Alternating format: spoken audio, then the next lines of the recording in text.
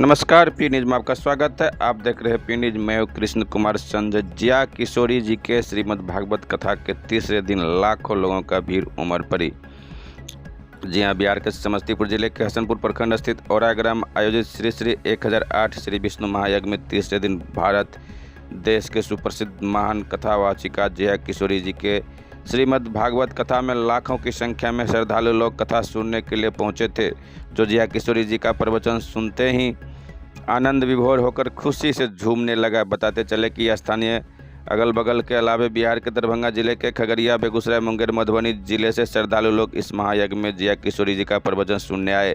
दूर दराज में झारखंड, कुछ यूपी, बंगाल से भी श्रद्धालु लोग आए हैं। वहीं विधि व्यवस्था की निगरानी में यज्ञ कमेटी के अध्यक्ष कुंदन कुमार सिंह, जिला परिषद सदस्य सुजीत कुमार सिंह कंट्रोल रूम में बैठकर हर तरह की बातों पर मॉनिटरिंग कर रहे हैं।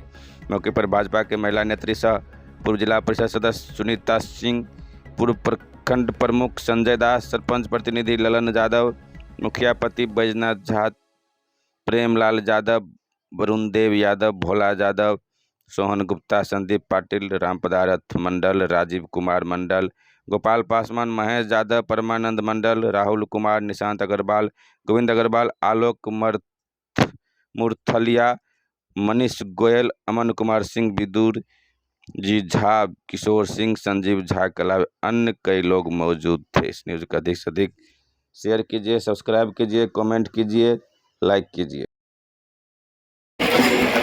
ओम भजपन नारायण नारायण हरि हरि भजपन तेरी लीला सबसे न्यारी न्यारी हरि तेरी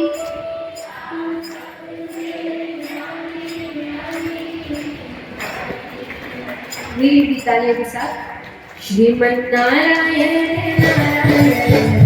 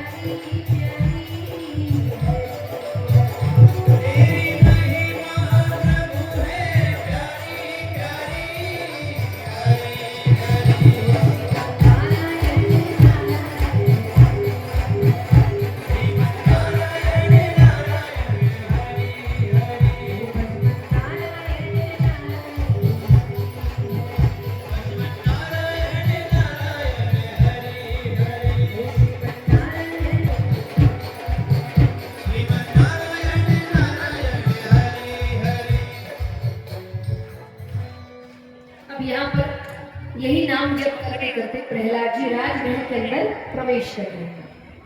राजा को आवाज आती है। राजा ने कहा, सेवक राजकुमार प्रहलाद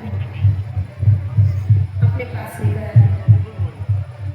अरे पुत्र, किसका नाम ले रहे हो? प्रहलाद जी ने कहा, मैं भगवान का नाम ले रहा हूँ।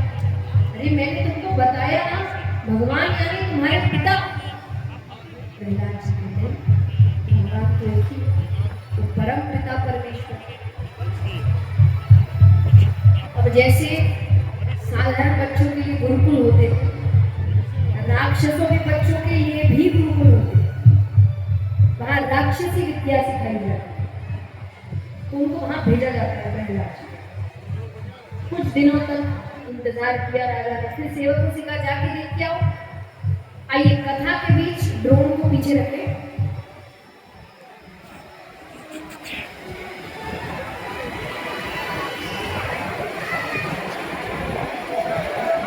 ऐसा बेटा ही नहीं, ऊंचे पहाड़ से नीचे फेंक दिया, कुछ नहीं। जलाकर मारने की कोशिश, कुछ नहीं। विष देकर मारने की कोशिश की, कुछ नहीं हुआ। गरम गरम तेल में डाला गया, कुछ नहीं हुआ। क्यों नहीं हुआ? जाको राखे साया मार सके, कितने तरीकों से उनको कुछ नहीं हो रहा, तो प्रहलाद जी को बीच सभा में लेकर आते हैं। राजा ने कहा अब मैं अपने हाथों से मारूंगा।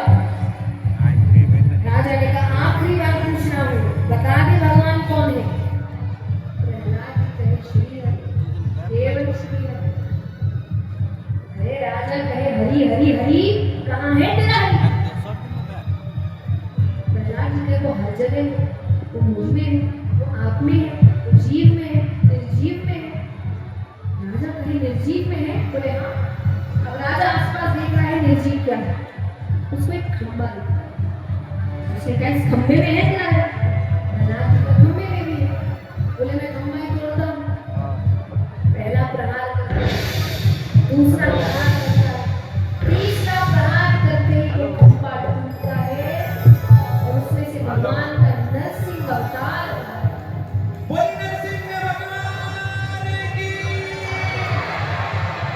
दोनों के बीच युद्ध हो रहा है, युद्ध हो रहा है। तो भगवान ने वो अधमरी हालत में भगवान से कुछ जानने का प्रयास। भगवान कहे अब तेरे मन में कोई शंका ना हो कि मैंने तो ब्रह्मा से वरदान मांगा था, तो मैं बता दूं मैं ब्रह्मा के दिए हुए वरदान के दायरे में रहकर तुझे मारूंगा। तूने कहा 12 महीने होते हैं, 12 महीने में किसी महीने में ना बने, ये 13वां महीना पुरुषोत्तम महीना। तूने कहा न दिन में मरूं न रात में मरूं, मैं शाम के समय मरूं। तूने कहा न घर के अंदर मरूं न घर के बाहर मरूं, मैं दहलीज पर बैठ कर तुझे मरूं। दहलीज दोनों नहीं माना। आप दहलीज पे खड़े हो जाइए, बड़े बुजुर्ग आपको बार बार टोकेंगे, अंदर रहकर बात करो या बाहर, तुम दोनों नहीं माना। दहलीज पे बैठ के भगवान मारो। तूने कहा ना अस्त्र से मरूं ना शस्त्र से मरूं, मैं हाथ के नाखूनों से तुझे मारूंगा। तूने कहा ना नर से मरूं ना पशु से मरूं, देख मुझे ना मैं नर हूं ना मैं पशु। तूने कहा ब्रह्मा की बनाई हुई सृष्टि में किसी से ना मरूं, मैं ब्रह्मा की बनाई हुई सृष्टि में नहीं आता। जिसने दुनिया बनाई वो ब्रह्मा की बनाई हुई सृष्टि में आया। और भगवान अपने हाथ के नाखूनों से चीरते हुए भगवान बहुत क्रोध में है, उनका क्रोध शांत नहीं हुआ। तब देवताओं ने कहा जिसके लिए क्रोध आ रहा है शांत भी हो गया। प्रहलाद जी को भेजा गया। कोई कहे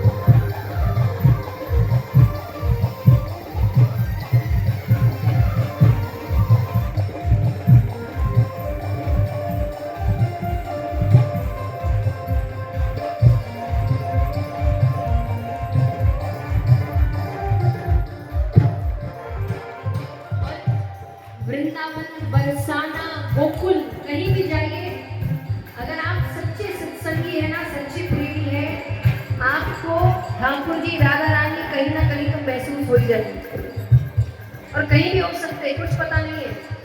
हो सकता है बरसाने में श्री कृष्ण महसूस हो जाए और वृंदावन में राधा रानी।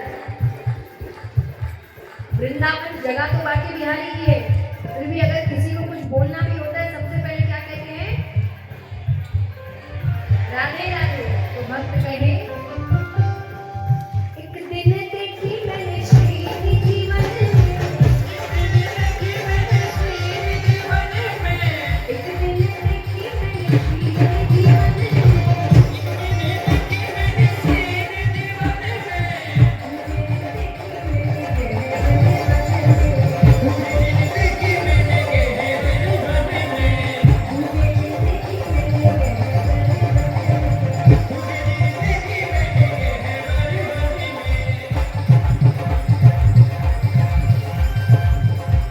जो सखियों ने घेरी है, घेरी है मेरे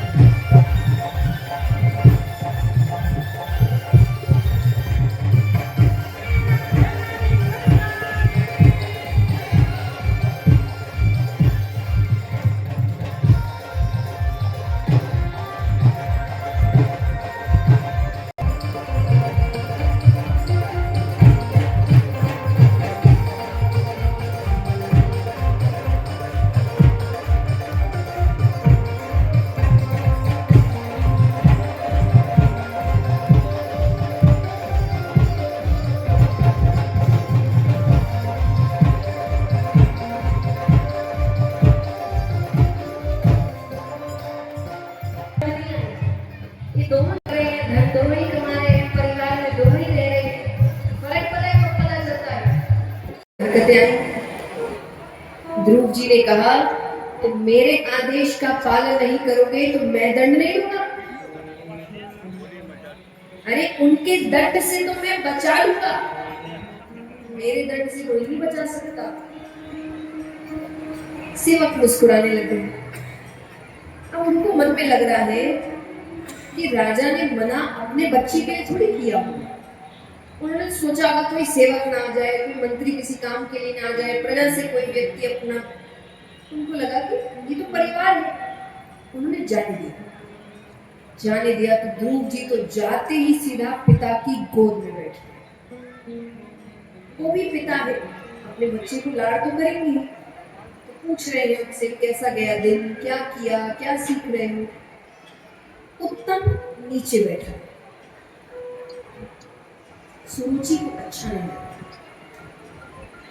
कि ध्रुव गोद में बैठा है और उत्तम नीचे बैठा है। उसे मानो भविष्य दिख रहा है कि ध्रुव राज सिंहासन पर बैठा है, उत्तम नीचे। ये दृश्य उसकी आंखों के सामने आते ही उन्होंने ध्रुव जी के हाथ को पकड़ा और नीचे धकेल दिया। पिता एक बार के लिए उठते हैं, जैसा मैंने कहा तो सुरुचि के आगे कोई और नजर नहीं आता। फिर बैठ गए। ध्रुव जी ने कहा आप इतना बदल गए, पहले सबसे पहले आप माता के पास आते थे, आज आप उनसे मिलने तक नहीं आए। सुरुचि ने कहा महाराज से क्या पूछता है, अपनी माँ से जाके पूछ।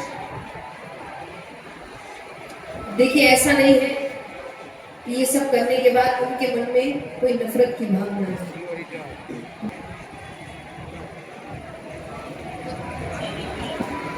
उन्होंने कहा क्योंकि वो महाराज है, महाराज महारानी के पास जाते हैं, दासी के पास नहीं जाते। ध्रुव जी ने कहा मेरी माता दासी नहीं है, उस महल की महारानी है। बोले ठीक, अब वो स्थान मुझे दे दिया गया, अब तुम्हारा स्थान मेरे पुत्र उत्तम। ध्रुव जी ने कहा, उत्तम को जितना मिले मुझे उतनी खुशी है, मेरा भाई है और मुझे तो कुछ चाहिए भी नहीं, मुझे बस पिताजी की गोद में बैठना। सुरुचि ने कहा, गोद में बैठना है तो जाकर भगवान विष्णु से कहना तुझे मेरी कोख से पैदा कर, वरना नहीं बैठ सकती। ये कहकर उन्होंने डांट के भाग दिया। वो रोते रोते अपनी माता के पास जाते, माता ने एक बार समझाया, 2 बार समझाया, 3 बार समझाया, उनका रोना बंद ही नहीं होता। तो माता ने झुंझला कर, और झुंझलाहट में उन्होंने चिल्ला दिया, क्या एक साधारण से मनुष्य की गोद में बैठने के लिए रो रहा है? बैठना है जाकर भगवान विष्णु की गोद में बैठ, विष्णु की गोद में बैठ। एक ही नाम 2 बार। बच्चों की तो बात मन में बैठती है। ध्रुव जी कहे, ये भगवान विष्णु कौन है? मुझे इनसे मिलना है। छोटी माता भी इनका ही नाम ले रही थी। उनकी माता ने कहा, अरे ये भगवान है, ये ऐसे नहीं मिलते, अभी तो तू बहुत छोटा है, जब बड़ा हो जाएगा मैं तपस्या करके तुम्हें भेजूंगा। ये कहकर उन्होंने उनको सुला। अब उनके तो बात मन में बैठ गई। मध्य रात्रि में उठते माता के चरणों का स्पर्श किया। माता ने क्या कहा था, भगवान विष्णु कहाँ मिलेंगे? कहाँ मिलेंगे? वन में। वो वन की ओर जा रहे। अब वो वन की ओर गए, यहाँ भगवान डर गए। पहले जंगल मतलब जंगल होते थे, आज के समय जैसे नहीं कि जंगल को भी हमने घूमने फिरने का इलाका बना लिया है। आज वरना एक बात बताइए, जंगल से एक जानवर शहर में आ जाए कैसी भगदड़ मच जाती है। बंद करो, मारो, ये करो। हम परिवार सहित उनके घर में घुस रहे हैं। वो सो कैसे रहे हैं, वो खा कैसे, वो एक दिन आपको आके देखे लो कि शेर घर पे आके आप खाना खा रहे हैं, खाओ, तुम भी देखते हो, तुम कैसे खाते हो? तुम भी तो परिवार लेकर आते हो ये सब देखने के लिए।